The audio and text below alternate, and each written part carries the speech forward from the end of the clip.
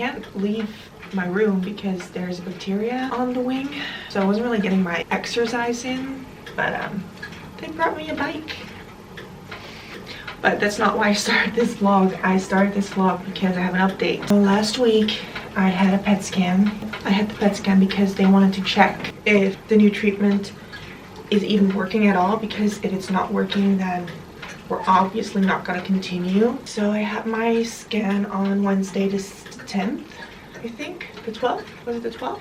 I think it was the 12th. But that week everything just went wrong with the planning, because for a long time I didn't know when I was getting the results from the PET scan. So 2 days before my PET scan I went to the hospital to have some blood drawn for the checkups for what happened in the previous video.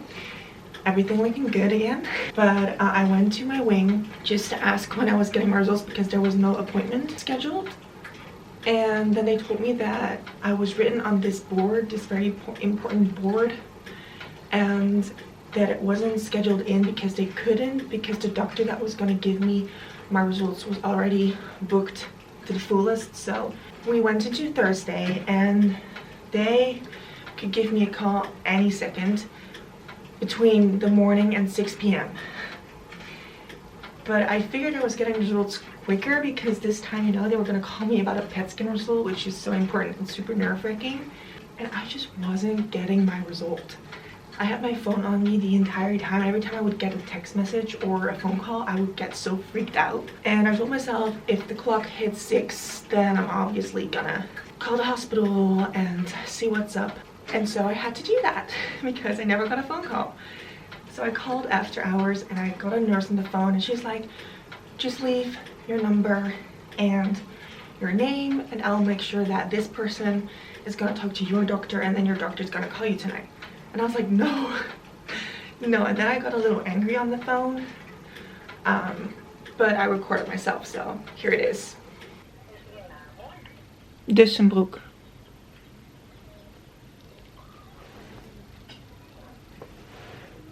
April 1997.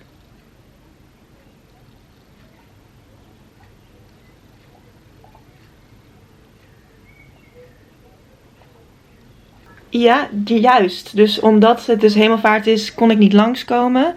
En hebben ze me dus, jullie hebben blijkbaar een bord hangen en daarop ben ik genoteerd. En ik zou vandaag gebeld worden en ik ben er speciaal nog voor, want ik wist dat het fout zou gaan. En ik wil niet boos nu overkomen, maar ik ben niet heel erg blij, want het gaat wel over de uitslag van mijn PET-scan. En ik moet maandag aan chemo beginnen of niet, als die aan is geslagen of niet. Dus het is voor mij wel heel belangrijk om dit te weten. En ik vind het zonde dat dit voor de zoveelste keer ook trouwens weer fout gaat. Dag.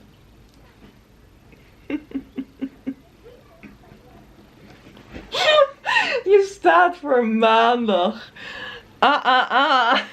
PET scan results.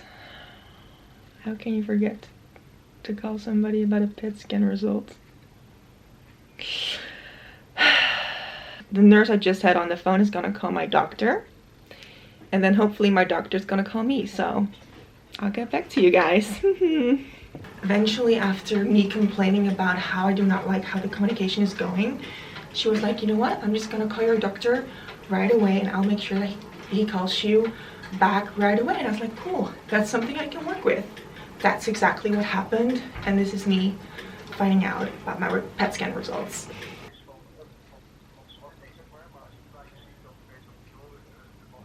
Oké, tot maandag. Hoi.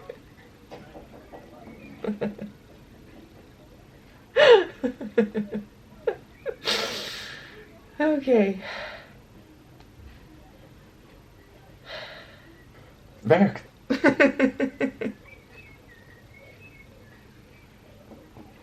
Het werkt.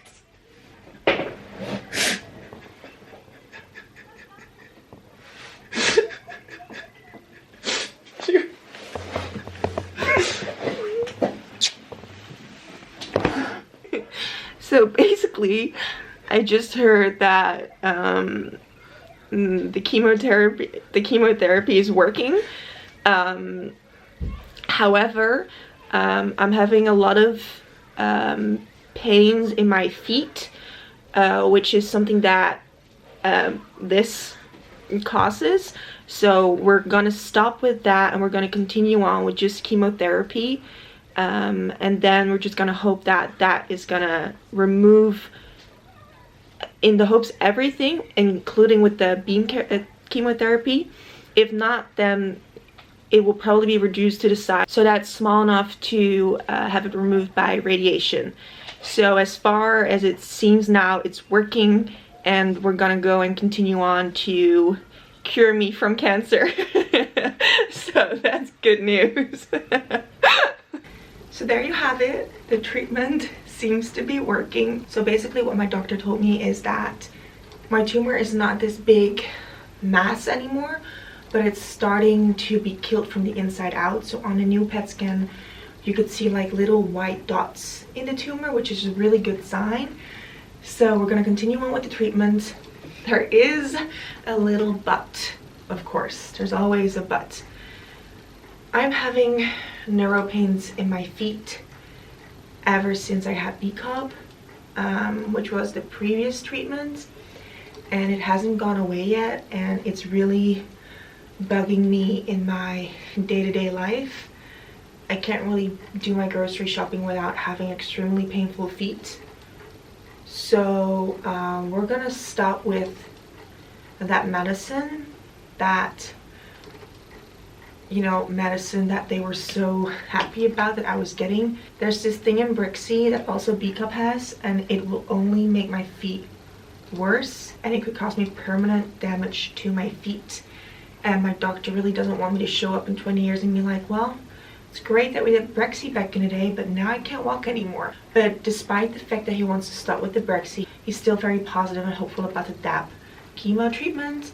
So we're just gonna continue on with the whole process, except without the Brexie. And maybe when my feet get better within a couple weeks, he's gonna add the Brexie again to the last DAP chemo treatment, but he just doesn't really want to risk it, and I'm glad that he doesn't want to risk it, because I know that sounds stupid, but I can't live like that with permanent damage on my feet. It just feels like I'm walking on knives.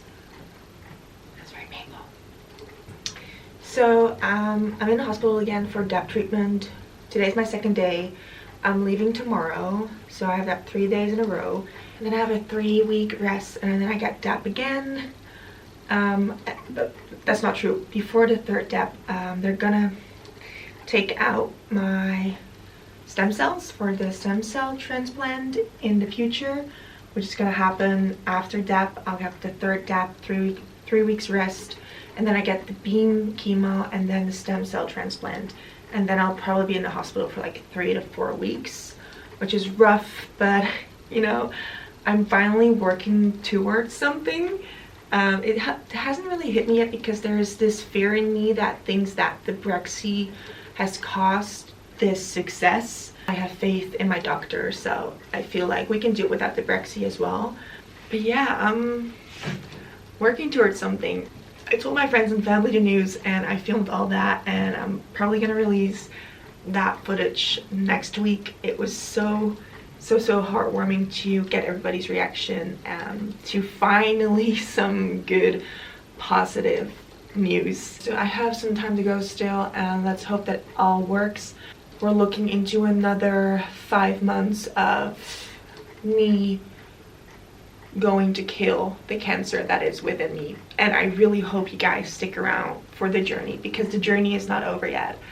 And I really appreciate the support that you guys have given me so far, and I really hope that I can continue on with that support, because I love you all, and I'm very thankful, and I'm very glad that I got to share this with you guys. So I'm gonna go and continue on the bike. But that's my update. It's a very good update. So let's just hope that the Brexie has done enough of its job, so the DAP and the beam and the stem cell transplants can do the rest, and then hopefully all will get better. Yeah, I can do this. I can do this. Thanks again so much for watching. If you like this video, please give it a thumbs up, subscribe. Don't forget to turn your notification bell on so you know whenever there's a new video. And now this bloated turkey is gonna continue on the bike. Okay. Talk to you guys next week. Bye.